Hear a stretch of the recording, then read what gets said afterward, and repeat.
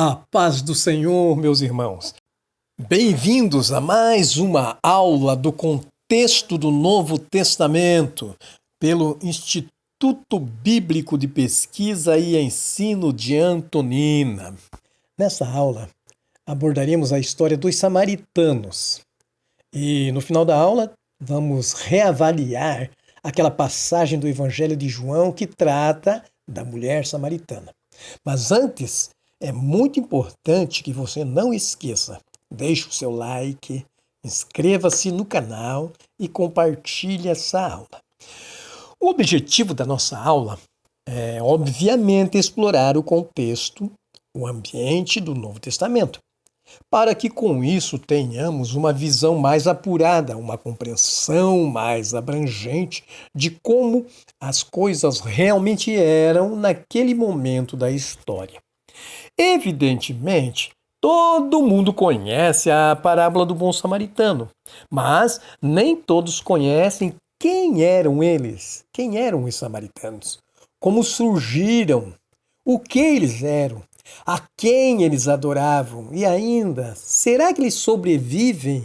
Será que eles ainda existem atualmente? Muito bem, vamos tentar esclarecer alguns fatos a partir do Evangelho de João. Pois bem, o Evangelho de João deixa bem claro que existia uma rivalidade muito grande entre os samaritanos e judeus. O que nós vamos explorar nesse curso contexto do Novo Testamento e nesta aula será o seguinte. Em primeiro lugar, existe uma rivalidade entre os judeus e os samaritanos, porém, a verdade bem marcante e às vezes, muitas vezes, esquecida quando se lê o texto de João é que tanto os samaritanos quanto os judeus, ambos são israelitas. Em segundo lugar, vamos analisar a história de como surgiram os samaritanos e também como surgiu essa rixa, essa rivalidade entre eles. Em terceiro lugar, vamos analisar como eles eram e suas crenças, como tinham suas crenças no passado distante, qual era as suas origens, como foi essa origem, também no momento histórico da narrativa do Evangelho de João e, por fim, se ainda hoje, na atualidade, existem alguns representantes desses israelitas samaritanos. Em quarto lugar, abordaremos novamente aquele trecho do Evangelho de João 4 e vamos reavaliar a mulher samaritana. Muito bem, vamos à nossa aula. Todos, é claro, todos os cristãos e até aqueles que não são cristãos conhecem muito bem a parábola do bom samaritano. É aquela parábola que Jesus contou no Evangelho de Lucas, no capítulo 10, do versículo 25 até o 47. Jesus estava ensinando sobre o resumo da lei, que dizia o seguinte, no resumo, amar a Deus sobre todas as coisas e ao seu próximo como a si mesmo. Entretanto, um dos ouvintes levantou uma questão muito provocativa. Quem é o meu próximo?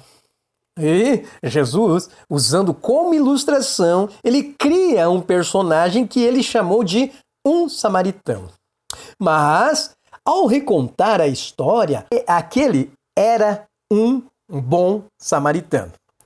Será que ao ilustrar aquele samaritano que ajudou uma pessoa como sendo bom, será que significa dizer que os outros samaritanos não eram bons? Será que até na narrativa de Jesus já está incluída a constatação de que, no geral, os samaritanos não são gente boa? Será que só aquele que ajudou, que era o bom samaritano? Então fica aí essas questões para vocês refletirem sobre esses assuntos, enquanto nós vamos, enfim, nos aprofundar na história dos samaritanos. Os samaritanos faziam parte de um daqueles movimentos que nós, em aulas passadas, analisamos nos paradigmas dos irmãos. Eles fazem parte também da antiga fé de Israel. Eles pertencem à mesma base que originou todos os movimentos judaicos. Como foi falado em aulas passadas, a antiga fé de Israel deu origem aos movimentos judaicos, entre eles os samaritanos. E, apesar de terem sobrevivido desde os tempos antigos, a sua comunidade em Israel hoje é inferior a 1.000 pessoas. Sim, atualmente eles ainda vivem em Samaria, mas são em um pequeno número de pessoas e ainda continuam a oferecer sacrifício de animais no Monte Gerizim. Mas o foco, o objetivo de nosso estudo são os antigos samaritanos e a sua rixa com os antigos judeus. E, definitivamente, nenhum dos dois grupos atuais nós vamos estudar ou vamos comentar sobre eles. Vamos nos focar nos antigos, nas origens. Muito bem, como isso tudo começou? Quando os israelitas ocuparam as terras de Canaã, ao comando de Josué, Josué dividiu as 12 tribos e cada uma delas recebeu uma porção de terra, e ficando assim distribuídas por toda a região. E ao longo do tempo, passaram a ser essas 12 tribos governadas por um único rei. Essa linhagem real começou com Saul, depois passou por Davi e depois para o seu filho Salomão, filho de Davi. Mas, com a morte do rei Salomão, o filho de Davi, houve a divisão dos reinos e as terras foram divididas entre Reino do Norte e Reino do Sul. As terras do Reino do Norte passaram a pertencer à maioria das tribos, 10 tribos no total. 10 tribos, então, ficaram conhecidas como Israel. E o centro religioso dessas 10 tribos e dessa região, o Reino do Norte, que ficou conhecida como Israel, o centro religioso, assim como a sua capital desse novo reino, passou a ser a cidade de Samaria. As terras do Reino do Sul passaram a pertencer a apenas 2 tribos. E essas 2 tribos foram aquelas que permaneceram leais à dinastia de Davi. Ficaram conhecidas, então, como o Reino de Judá, porque as 2 tribos que ficaram no lado sul são as tribos de Judá e Benjamim. Esse reino que ficou conhecido, o Reino do Sul, que ficou conhecido como o Reino de Judá, o centro religioso, assim como a capital do Reino do Sul, ficaram na cidade de Jerusalém. Quando isso tudo começou? Quando o rei Sargão II invadiu e tomou o Reino do Norte, o Reino de Israel. Foi no ano de 722 a.C. Ele levou muitos israelitas cativos como escravos. Porém, a grande maioria da população permaneceu. Querendo garantir, o rei Sargão II, querendo garantir que a região conquistada continuasse leal ao seu império, então esse rei Sargão II trouxe da cidade de Cuta, próximo de Babilônia, muitos moradores que já eram leais a eles. Ou seja, aqueles estrangeiros que ele trouxe para habitar na região de Samaria, eles já eram, por assim dizer, simpatizantes, eles já eram súditos do império de Sargão II. E eles passaram a habitar essa região de Samaria.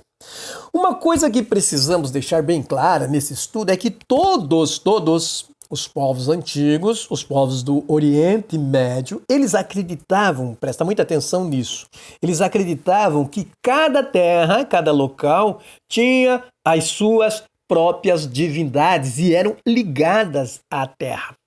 Ou seja, cada lugar tinha o seu próprio Deus.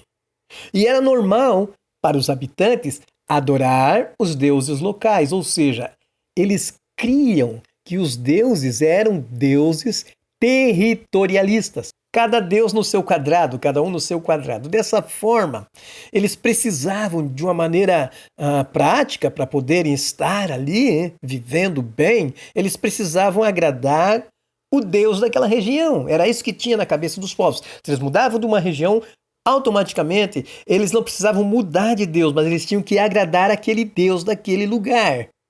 Quando os novos habitantes, aqueles novos habitantes que vieram de Babilônia, eles começaram a experimentar ali no novo local de moradia dificuldades imensas. Então, eles pediram ao rei Sargão II, o que tinha trazido eles, que mandasse também um sacerdote para ensiná-los como adorar o Deus daquele lugar. Então, foi enviado de volta lá do Império Assírio, que voltasse, um daqueles cativos, um daqueles sacerdotes que foi levado prisioneiro, foi levado cativo, foi mandado de volta para Israel, para Samaria, para ensinar aquele povo recém-chegado como adorar a divindade do local. E no caso era o Deus de Israel. Essa história, essa narrativa, está na Bíblia, no livro de 2 Reis, o capítulo 17, do versículo 24 até o versículo 29. E nos conta como tudo isso aconteceu. Nós vamos ler aqui o relato na íntegra para ficar bem entendido a nossa aula. Depois vocês podem conferir na Bíblia. Diz assim: depois desses acontecimentos, o rei da Assíria mandou buscar gente da Babilônia, Cuta, Ava, Ramate, Sefarvaim, e fez com que essas pessoas se estabelecessem nas cidades de Samaria, em lugar dos israelitas. E elas tomaram posse de Samaria e habitaram nas suas cidades. Quando começaram a se instalar na terra, esses povos não cultuavam a Yahvé. E este mandou contra eles leões, que estraçalharam vários deles. Então, clamaram ao rei da Assíria. As gentes que transportassem e fizeram habitar nas cidades de Samaria não conhecem os rituais e a maneira de servir o Deus da terra. Por isso, enviou leões ferozes para atacá-los, os quais a matam. Então, o rei da Síria mandou dizer: levai para Samaria um dos sacerdotes que de lá trouxestes, que ele volte e lá habite, e lhes ensine a maneira de servir ao Deus da terra. Assim, partiu um dos sacerdotes que havia sido exilado de Samaria e veio morar em Betel, e ensinou como adorar e obedecer o Senhor. Contudo, cada nação edificou para si seus próprios deuses e os colocou nas casas dos altos que os samaritanos haviam construídos. E procedeu cada povo segundo a sua cultura, nas cidades em que habitaram. Com certeza, esse trecho por si só deixa claro os fatos. E além disso, esse trecho tem mais uma peculiaridade. É o único lugar em todo o Antigo Testamento, em toda a Taná, onde aparece a palavra samaritano. Perceba que esse versículo é o único lugar na Bíblia que está escrito isso. Esse termo, o Shomronim, passou a designar os povos estrangeiros que foram trazidos para habitar a região de Samaria. Mais tarde, a Septuaginta, a tradução para o grego, traduziu essa palavra como Roi Samaritai. É muito provável e mesmo razoável que entendermos que a grande maioria dos moradores originais da região de Samaria conviveram pacificamente com os estrangeiros. E sendo assim, acabaram por se misturar, mas é evidente que muitos não aceitaram. Conforme a história registrada nos livros da Bíblia, mais precisamente os livros de 2 Crônicas e 2 Reis, nós podemos encontrar uma base para o início dessa rivalidade entre judeus e israelitas samaritanos. De acordo com esses dois relatos, existem duas posições a respeito da região de Samaria e em relação à preservação dos seus costumes e cultos a Yahvé. E a outra posição, ou relato, é que diz que os israelitas judeus foram totalmente expulsos da região da Samaria. Então perceba, em primeiro, o relato da condição favorável está em 2 Crônicas, do 28, do 5 ao 15, diz que até houve um cativeiro judeu em Samaria. Em 2 Crônicas, do 29 e o capítulo 32, percebam, Segunda Crônicas, o capítulo 29 e o capítulo 32, vai nos informar que houve reformas religiosas com o rei Ezequias. Segunda Crônicas, capítulo 34 e 35, vai nos informar que também houve reformas religiosas com o rei Josias. Esses relatos confirmam uma condição favorável em relação a Samaria, a região de Samaria. Já o segundo relato, ele conta da expulsão dos israelitas. Diz que todos os israelitas judeus foram expulsos da região de Samaria. Então, em 2 Reis 17, deixa-se entender que os israelitas judeus, os originais, aqueles que nasceram ali, foram todos expulsos da região de Samaria. Então, fica esses dois relatos que dá essas duas visões. O primeiro relato diz que existiram um compartilhamento de culturas. O segundo relato diz que não, diz que todos foram expulsos. Enfim, segundo os relatos do livro de Esdras e Neemias, quando houve o início da reconstrução do templo, os samaritanos quiseram ajudar na obra, mas nem Esdras e nem Neemias concordaram com isso. Vamos examinar o texto. Em Esdras 4, do versículo 1 até o 3, diz assim: ouvindo, pois, os adversários de Judá e Benjamim, percebam que são as duas tribos, né? Os adversários de Judá e Benjamim, que os exilados que voltaram do cativeiro estavam reconstruindo o templo ao Senhor Deus de Israel, foram falar com Zorobabel e com os chefes de família e disseram-lhes: deixai-nos edificar convosco, porque, como vós, buscaremos a vosso Deus, e como também já lhe sacrificamos desde os dias de Esarhadon, rei da Assíria, que nos fez subir aqui. Porém, Zorobabel e Jesuá e os outros chefes dos pais de Israel lhes disseram: não convém que nós e vós edificamos a casa do nosso Deus, mas nós sozinhos a edificaremos ao Senhor, Deus de Israel, como nos ordenou o rei Ciro, rei da Pérsia.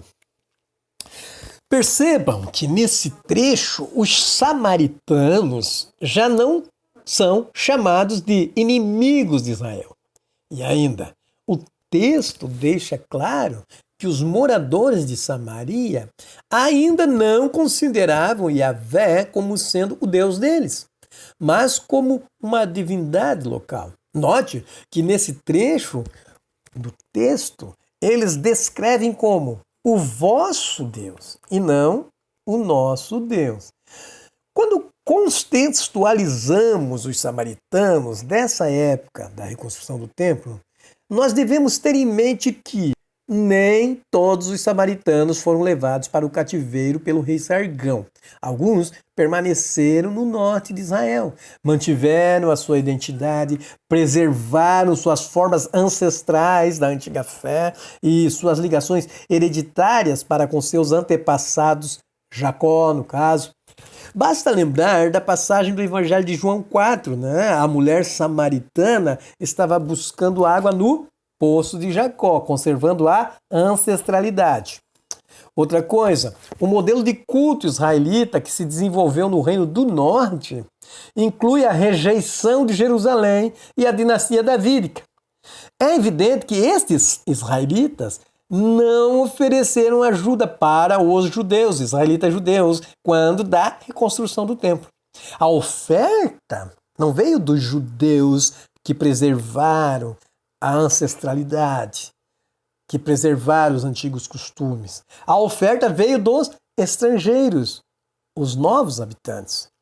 Outra situação que devemos levar em conta é que muito provavelmente, isso é uma hipótese, muito provavelmente o início dessa rixa entre samaritanos e judeus, o início da mágoa, que se transformou na grande rivalidade, foi justamente porque os israelitas samaritanos originais não ofereceram ajuda na reconstrução do templo. É muito interessante perceber e extremamente necessário lembrar que, na tradução para o grego, a palavra samaritai tenta traduzir dois termos importantes e dois termos diferentes.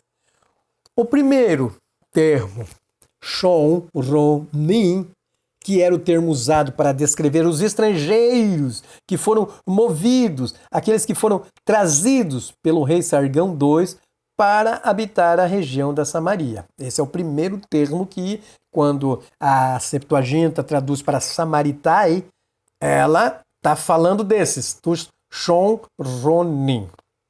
O segundo termo, e parecido, é Shomrim, que esse termo era usado para descrever aqueles israelitas originais, os leais à cultura e à tradição e à ancestralidade de Jacó. Esses são os verdadeiros samaritanos, os remanescentes. Shomrim, a palavra vem do verbo, da raiz do verbo chamar, que tem a ver com guardiões, guardadores ou observadores. Então,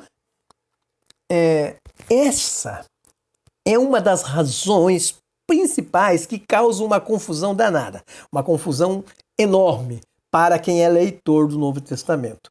Pois quando se lê Hoi Samaritai em grego, os samaritanos, nos evangelhos, não é possível identificar qual dos grupos o texto está se referindo. Pelo fato da palavra Hoi Samaritai identificar todo mundo como samaritanos. E nós acabamos de explicar que são dois grupos totalmente diferentes. Os Shomronim e os Shomrim. Ambos foram identificados como Hoi Samaritai. No período pós-Esdras, encontramos narrativa como as de Flávio Joséfo. Em suas antiguidades, ele menciona que um desses estrangeiros, chamado de Sambalat, construiu um templo no Monte Gerizim com a ajuda de um sacerdote israelita de Jerusalém. Está nas antiguidades 306 e 307. Também isso aí é confirmado no livro de Neemias, capítulo 13 e 28. Essa mesma situação é confirmada em Neemias e é o que Flávio Joséfo conta na sua antiguidades. A arqueologia comprovou esse fato. A arqueologia conseguiu comprovar, demonstrando que por volta do 5º ano antes de Cristo, havia ali naquele local, no Monte Gerizim, um templo. E esse templo existiu ali e foi destruído somente por volta do 2º século antes de Cristo, durante o reinado do Asmoneu João Hircano I. Mas por que os samaritanos construíram um templo no alto do Monte Gerizim? Muito bem, de acordo com os escritos de Moisés, no livro de Deuteronômio 11, versículo 29, e também no livro de Josué, capítulo 24, versículo 1, todos os israelitas consideravam esse local, o alto do Monte Gerizim, como indicado diretamente por Deus. Vamos ler alguns textos que falam sobre isso. Deuteronômio 11, versículo 29, diz assim: Ora, quando o Senhor teu Deus te introduzir na terra que vai para possuí-la, pronunciarás a bênção sobre o Monte Gerizim e a maldição sobre o Monte Ebal.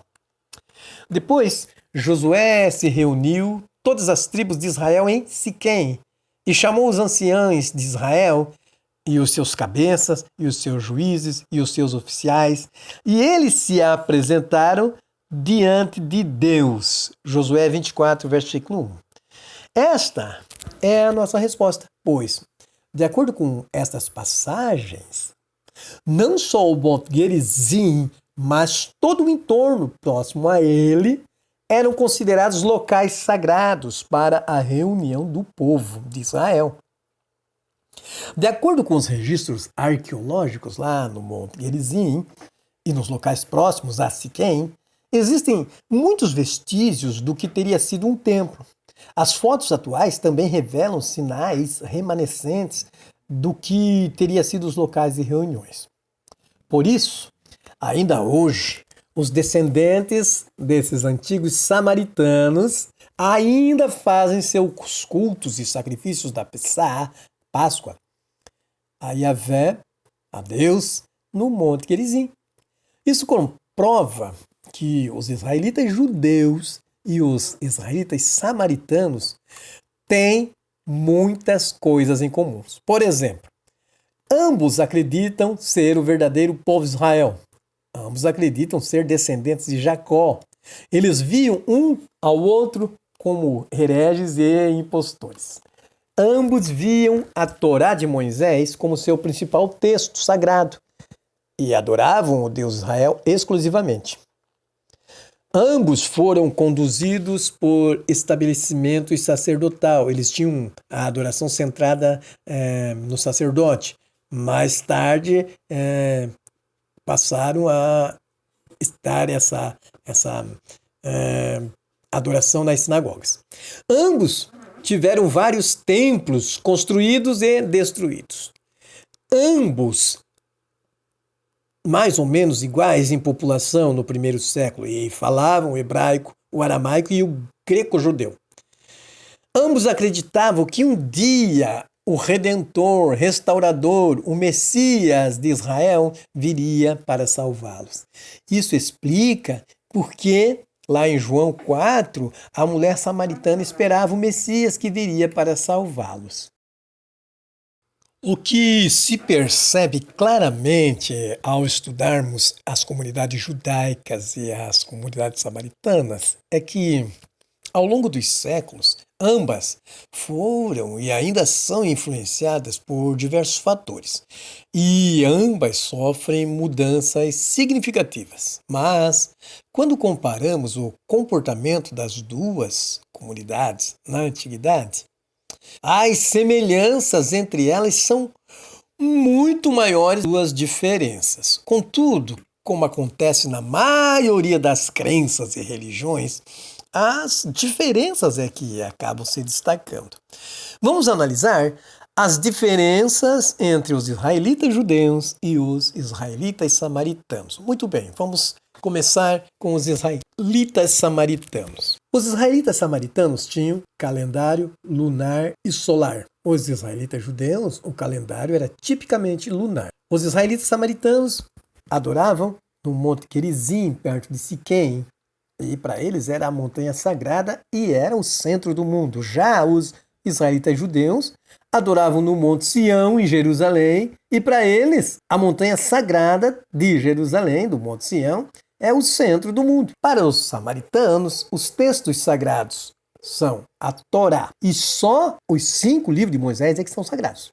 Já para os israelitas judeus, os textos sagrados são a Bíblia hebraica, a Taná, que é a Torá, os profetas e os escritos. Para os israelitas samaritanos, a antiga escrita hebraica, paleo-hebraica, e também sofria a influência fenícia. Já para os israelitas judeus, a escrita era a escrita hebraica quadrada, influenciada pelos persas e pelo aramaico. Uma diferença muito grande aí na escrita. Para os israelitas samaritanos, eles são os remanescentes da parte noroeste de Israel. Os israelitas judeus são remanescentes da parte sudoeste de Israel. Os israelitas samaritanos tinham 7 festivais bíblicos. Já os israelitas judeus tinham esses mesmos 7 festivais bíblicos, porém acrescentado do Purim e do Hanukkah. Os israelitas samaritanos, eles tinham também o casamento levirato, mas o casamento levirato para os samaritanos era permitido somente se o casamento não tinha sido consumado. Já para os israelitas judeus, o casamento levirato era permitido com alguma viúva se ela não tivesse filhos. Os israelitas samaritanos tinham eventos em Betel e Moriá, e todos aconteciam no Monte Gerizim. Já os judeus tinham eventos somente no Monte Moriá e também aconteciam nas encostas do Monte Sião. Os samaritanos, em relação aos 10 mandamentos, Para eles, os 10 mandamentos eram direcionados ou direcionavam a adoração no Monte Gerizim. Os 10 mandamentos eram acrescentados com essa ordenança. Já para os judeus, os 10 mandamentos não especificavam em momento algum onde seria o local de culto. Então, considerando essas diferenças, vamos analisar uma das mais famosas passagens bíblicas envolvendo os israelitas samaritanos.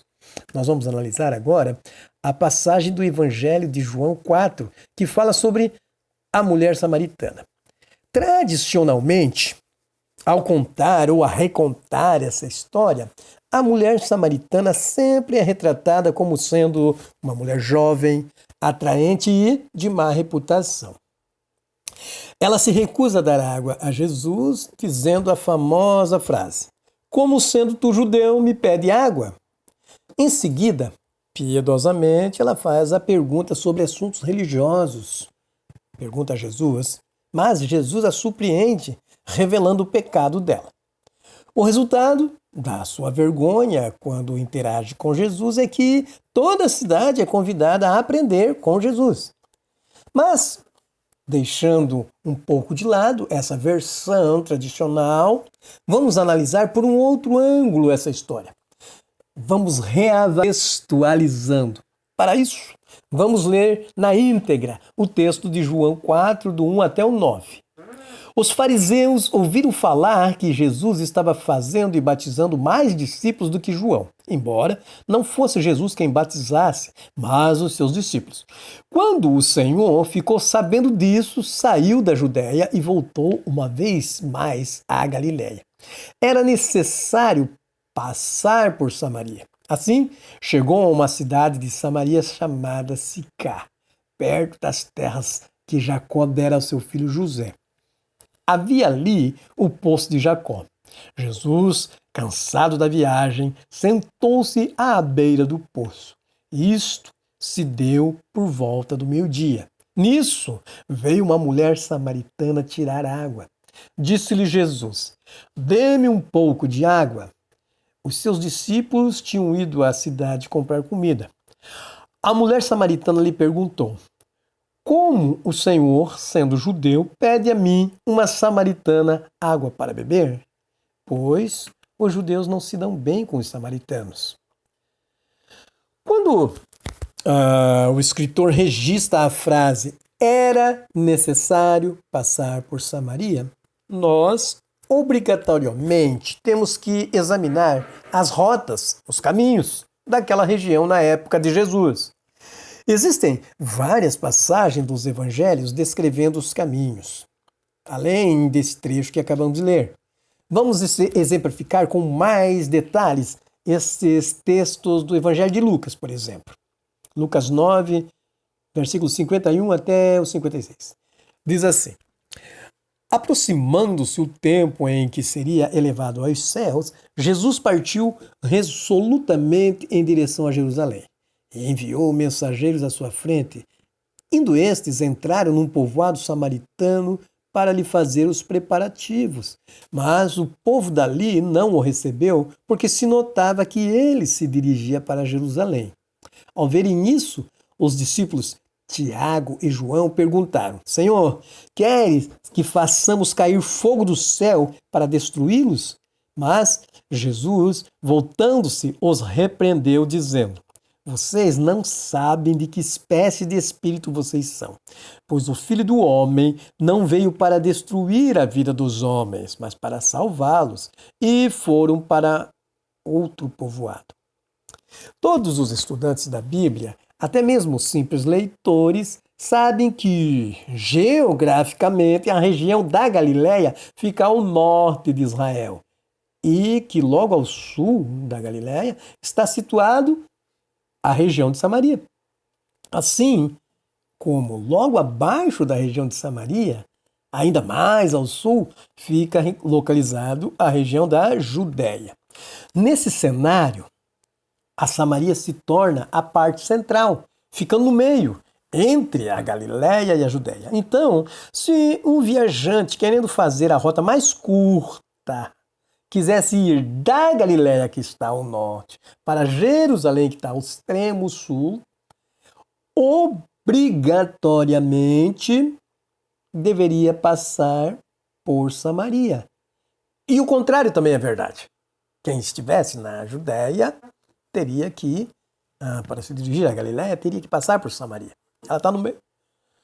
O historiador Flávio José, em suas antiguidades, sobre os galileus e samaritanos. Percebam o que Joséfo relata.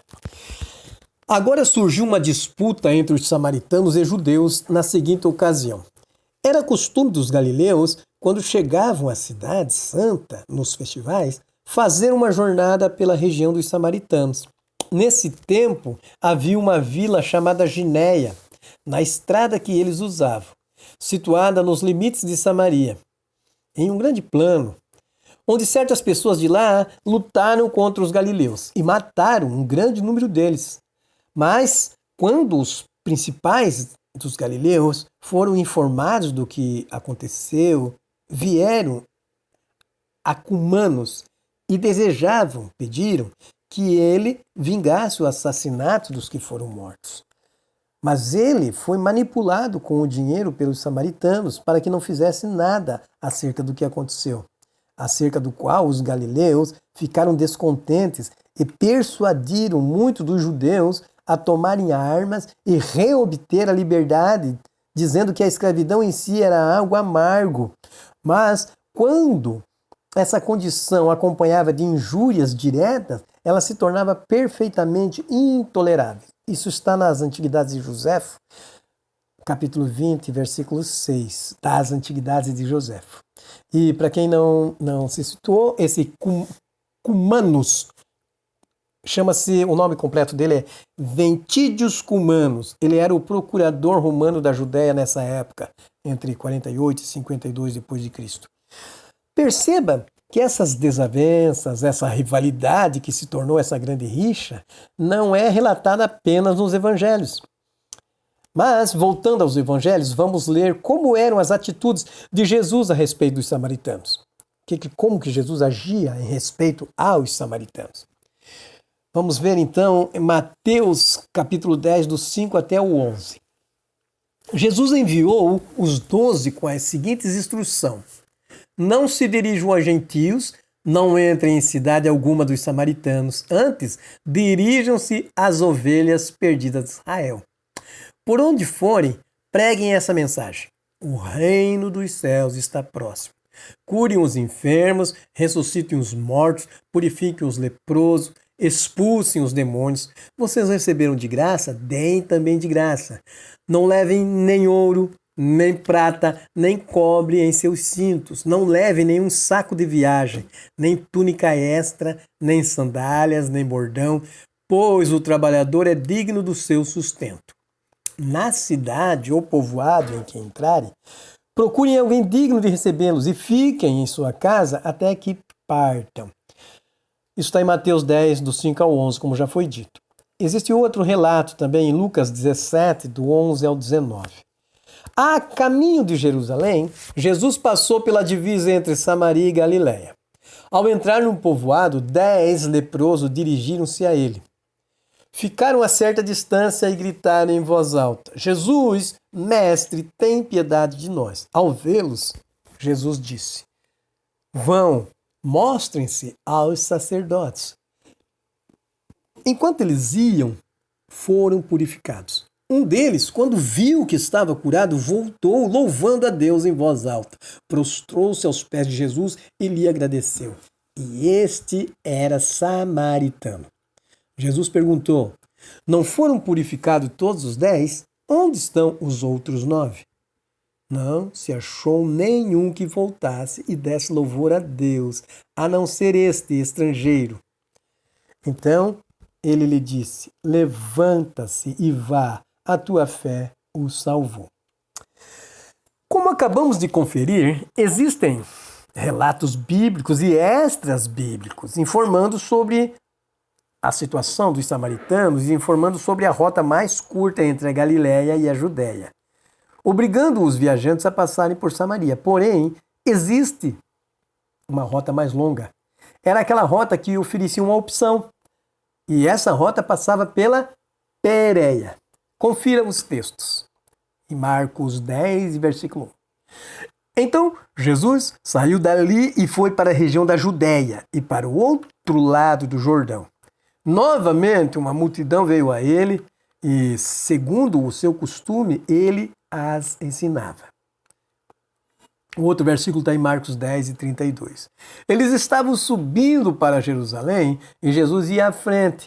Os discípulos estavam admirados, enquanto os que o seguiam estavam com medo. Tem mais uma citação em Marcos 10 e 46. Então chegaram a Jericó. Quando Jesus e seus discípulos, juntamente com a grande multidão, estavam saindo da cidade, o filho de Timeu, Bartimeu, que era cego, estava sentado à beira do caminho pedindo esmola.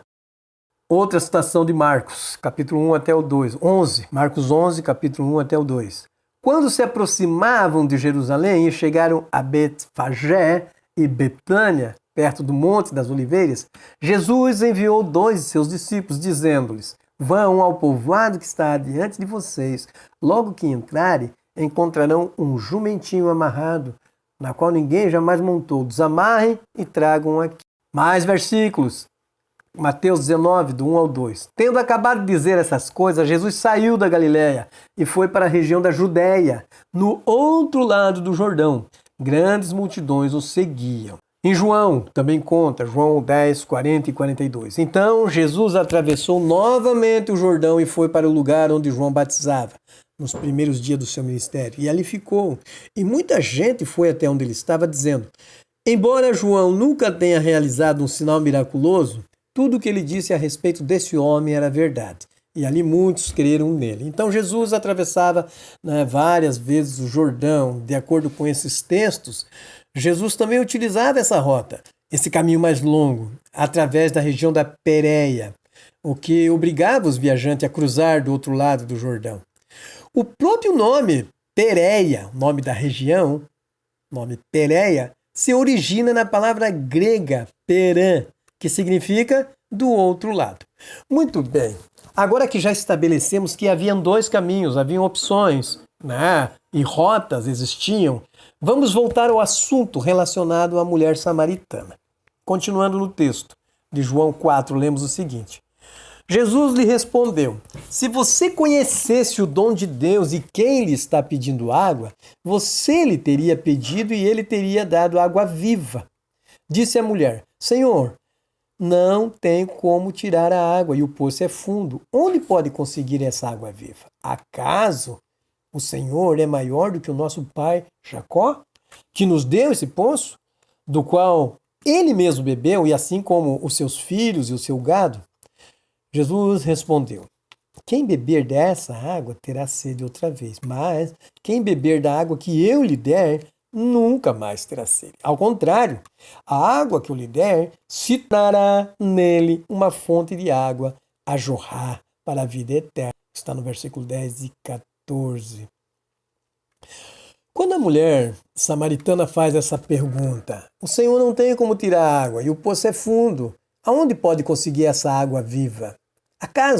Por acaso, o Senhor é maior do que o nosso pai Jacó, que ele nos deu esse poço, do qual nós estamos bebendo ainda, e os filhos deles beberem e o seu gado? Nós podemos perceber, quando ela faz essa pergunta, que essas perguntas que ela está fazendo vão além do questionamento sobre a capacidade de Jesus, mesmo porque ela não conhecia quem era Jesus. Então, para ela, isso ia muito além da capacidade dele. E como ela se identifica como sendo uma filha de Jacó, / Israel, a mulher está questionando sobre as questões da tradição israelita. Perceba que ela pergunta se Jesus é maior do que Jacó, ou seja, você é maior do que Israel e todas aquelas tradições. Além disso, ao questionar sobre a água viva, existe aqui uma questão idiomática. E essa questão é uma questão de hebraísmos. Por exemplo, água viva, nesse contexto da conversa, a mulher está entendendo, está sendo entendida pela mulher samaritana como uma água corrente, água viva, água que corre. Ou seja, é uma água que não está estagnada, parada, como no caso aquela água do poço em questão. Tanto que na continuação do versículo a mulher pede: pela água na esperança de que ela não precise mais retornar àquele poço ali todo dia, toda hora. Então ela pede por essa água. A mulher disse: Senhor, me dê dessa água para que eu não tenha mais sede, nem precise voltar aqui para tirar água. E ele disse: Vá, chame o seu marido e volte. E ela respondeu: Não tenho marido. Disse Jesus: Você falou corretamente, dizendo que não tem marido. O fato é que você já teve 5 maridos e o homem com quem agora você vive não é o seu marido. O que você acabou de dizer é verdade. Disse a mulher: Senhor, vejo que és profeta.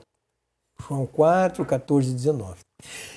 Nesse ponto da conversa, fica claro que até aquele momento a mulher não estava entendendo direito do que se tratava o assunto.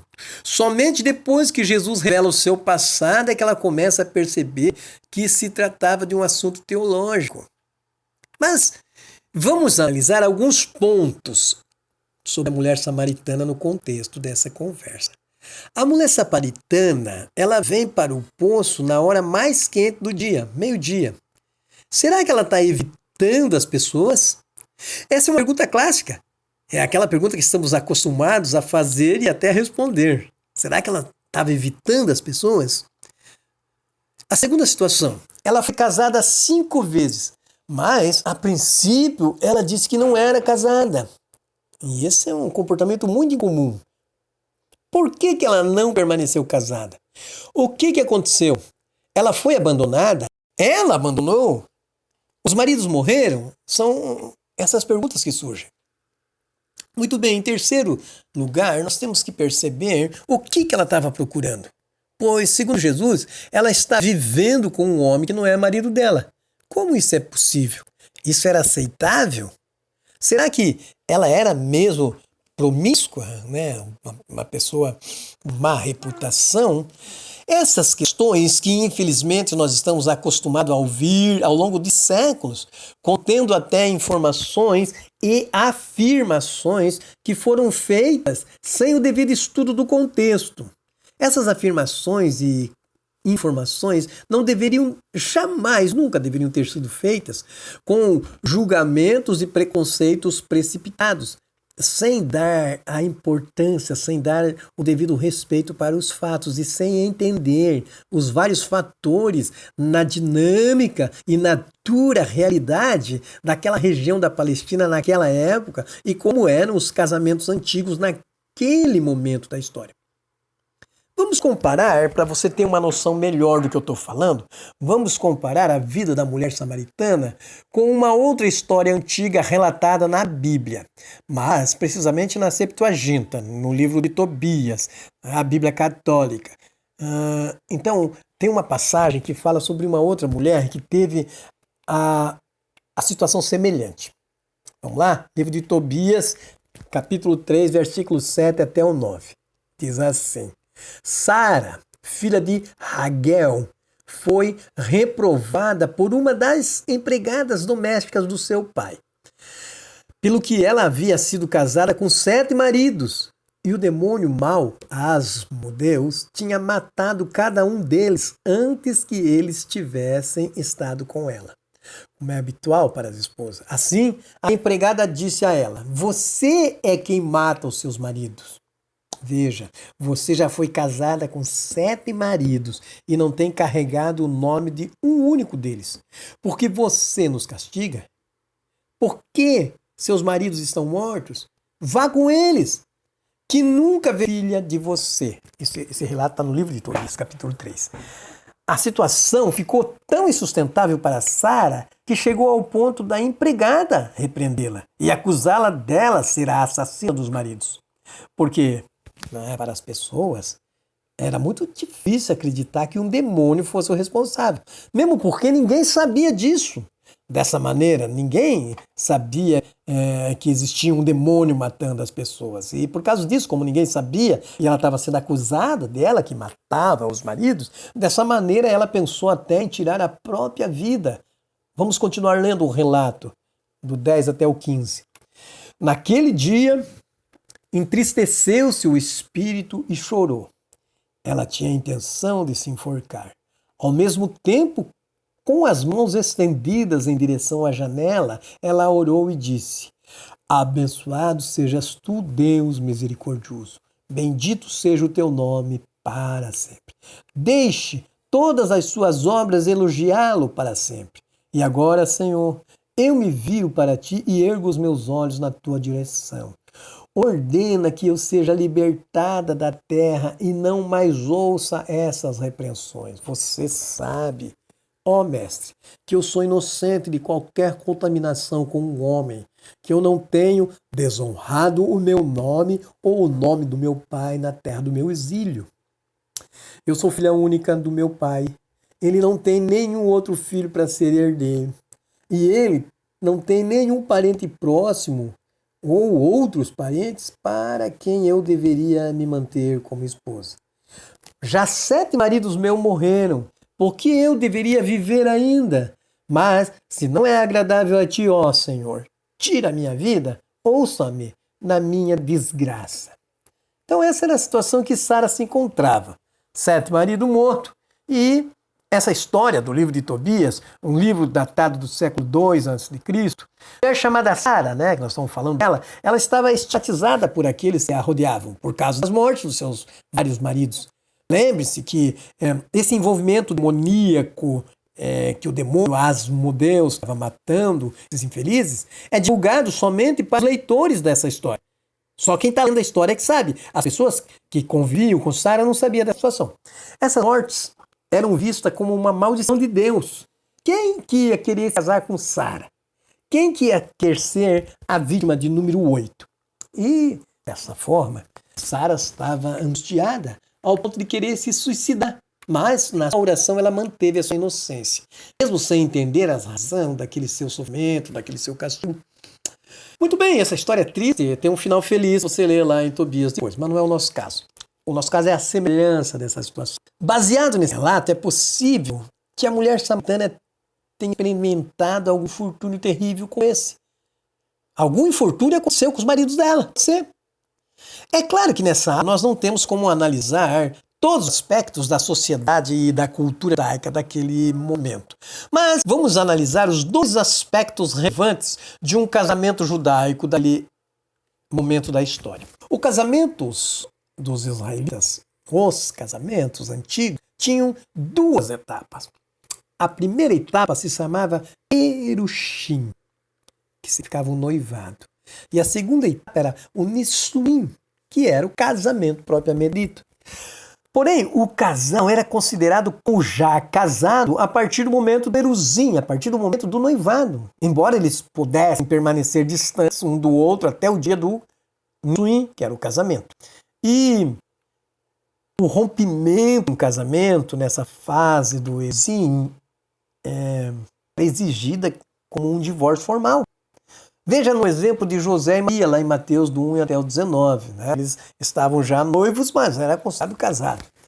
O período de duração entre essas 2 etapas do casamento era um acordo que podia durar meses ou até mais de um ano. Com certeza, uma morte, um caso de infertilidade, uma fatalidade, N situações poderiam acontecer facilmente nesse período de tempo. No caso da mulher samaritana, uma das possibilidades é que possa ter acontecido isso, assim como aconteceu na história de Sara, lá no livro de Tobias. Pois os maridos da mulher samaritana poderiam ter facilmente morrido entre as 2 etapas. Bom, essa situação dos maridos pode ser uma das tentativas de explicar o fato de Jesus ter dito para ela, na verdade, você já teve 5 maridos. Porém, existe uma outra explicação, uma outra tentativa de explicar, e essa é muito interessante. Eu quero que você preste muita atenção nessa maneira de explicar os 5 maridos da mulher samaritana, porque parte do ponto de vista profético. Como assim? Parte da perspectiva de que Jesus estava falando como se fosse um dos profetas do Antigo Testamento. Sendo assim, ele estava se referindo a Samaria como um todo, como uma nação, e não apenas a uma mulher samaritana. Lembram-se que na época do rei assírio Sargão II, quando ele povoou a Samaria, ele trouxe para o local os povos de 5 nações diferentes. Está lá em 2 Reis 17, versículo 24. E lembre-se que cada um desses povos edificou para si os seus próprios deuses. E aqueles que estudam um pouco mais a Bíblia vão lembrar que esses deuses são, na maioria das chamados de Balaim. Seguindo esse raciocínio, a palavra Balaim é o plural de Baal. E Baal, na língua hebraica, tem dois significados. O primeiro significado de Baal é o nome da divindade cananeia. Aquela divindade que chamava-se Baal representava o deus das chuvas dos cananeus, o deus da tempestade dos cananeus. Esse é o primeiro significado. Baal, deus das tempestades e das chuvas. O segundo significado, na língua hebraica, Baal significa proprietário, senhor, mestre ou então marido. Muito bem, seguindo essa linha de raciocínio, é bem provável que Jesus estivesse falando aos samaritanos que faziam parte do grupo daqueles estrangeiros. Percebam, todos eles tiveram seus Baals, seus maridos, deuses falsos. Agora, eles estavam adorando erroneamente ao Deus de Israel, pensando ter um senhor, um marido, um Deus territorial, que não era o deles, mas que deveriam agradar para que nada de ruim acontecesse na vida deles. Por isso ela disse, vejo que és profetas. Enfim, a mulher samaritana, após constatar que aquele que falava com ela era um homem de Deus, continuou o diálogo. Disse a mulher, Senhor, vejo que és profeta. Nossos antepassados adoraram nesse monte, mas vocês, judeus, dizem que Jerusalém é o lugar onde se deve adorar. Jesus declarou, creia em mim, mulher.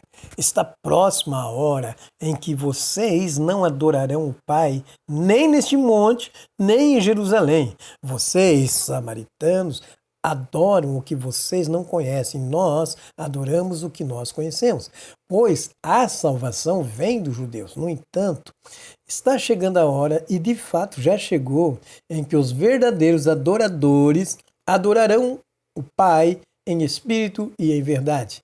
São estes os adoradores que o Pai procura. João 4, do 20 até o 23. O que Jesus queria dizer quando ele afirmou que a salvação vinha dos judeus?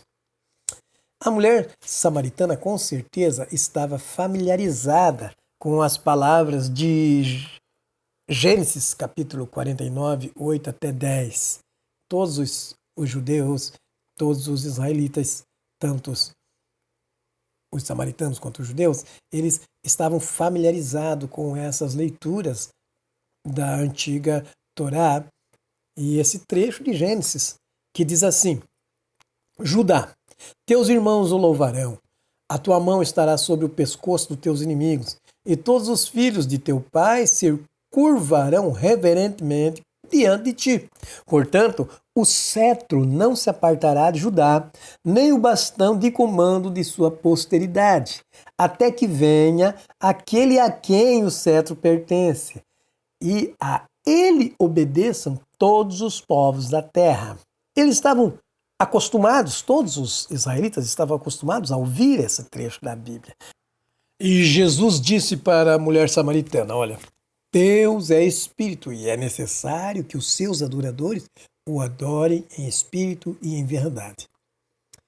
Disse a mulher, eu sei que o Messias, chamado Cristo, está para vir. Quando ele vier, explicará tudo para nós. Então Jesus declarou, eu sou o Messias, eu que estou falando com você. Naquele momento, os seus discípulos voltaram e ficaram surpresos ao encontrá-lo conversando com uma mulher. Mas ninguém perguntou, o que queres saber? Ou, por que estás conversando com ela? Está em João 4, do 24 ao 27. Esta passagem deixa muito claro para nós que Jesus se identificava como o Messias. Ele falou com todas as letras, eu sou o Messias de todos os israelitas. E que tanto os israelitas judeus quanto os israelitas samaritanos, eles esperavam o Messias. Os samaritanos também esperavam a vinda de um profeta especial Eles estavam familiarizados com essas palavras de Deuteronômio. Levantarei do meio de vocês, do meio dos seus irmãos, profetas como você. Porém, as minhas palavras na sua boca, e ele lhes dirá tudo o que eu lhes ordenar. Se alguém não ouvir as minhas palavras, que o profeta falará em meu nome, eu mesmo lhe pedirei contas. Está em Deuteronômio 18, do 18 até o 19. Já no final da narrativa, o texto diz que a mulher samaritana, ao voltar para casa, começou a testemunhar sobre tudo que ela tinha aprendido e sobre a pessoa de Jesus. Veja como diz o verso. Então, deixando o seu cântaro, a mulher voltou para a cidade e disse ao povo: venham ver um homem que me disse tudo quanto eu tenho feito. Será que ele não é o Cristo? Então saíram da cidade e foram para onde ele estava. Enquanto isso, os discípulos insistiam com ele: mestre, come alguma coisa. Mas Jesus lhe disse: tenho algo para comer que vocês não conhecem. Está em João 4, do 28 ao 32. Ao chegar ao poço ao meio-dia, não significava que a mulher era uma pecadora, mas não seria um exagero até sugerir que ela desejava evitar as pessoas. Se ela foi estigmatizada e insultada, como no caso da Sara lá no livro de Tobias, isso é perfeitamente compreensível, que ela quisesse então evitar as pessoas. Ela vivia com um homem que não era seu marido. E o pior, muitos ainda sugerem que aquele era seu namorado. Tem pessoas falando isso. Muito bem, ela poderia ter vivido com um parente distante ou em algum outro acordo que ela fez para sobreviver. Na antiga sociedade israelita, as mulheres não davam entrada no divórcio. Os 5 maridos da mulher samaritana poderiam ter morrido de doença, mortos por bandido, mortos na guerra, ou simplesmente se divorciado por infertilidade da parte dela. Isso não deixa claro no relato, nada dessas coisas. Qualquer um desses resultados, qualquer um deles, foram ou poderiam ter sido devastador para ela. Em todo caso, ela sofreu muito. Essa mulher poderia ser apenas uma representante de todos os samaritanos e Jesus a abortou e usou ela como exemplo. Usou ela como exemplo para falar profeticamente para toda a Samaria. Então fica essas questões para analisar. Enquanto estudantes do contexto do Novo Testamento, os aspectos têm que ser vistos por todos os ângulos. E é perfeitamente possível, dentro dessa contextualidade, dessa realidade dos casamentos e da própria pronúncia de Jesus, Jesus está falando como um profeta, usando ela para falar para toda a Samaria que se corrompeu com os outros Baals, com os outros maridos. Ou, justamente, ela também, como Sara, teve os maridos que morreram, ou que se divorciaram, ou alguma coisa aconteceu. Enfim, essa é a contextualização dos samaritanos dentro desse nosso curso. Que Deus abençoe a todos. Espero vocês na próxima aula.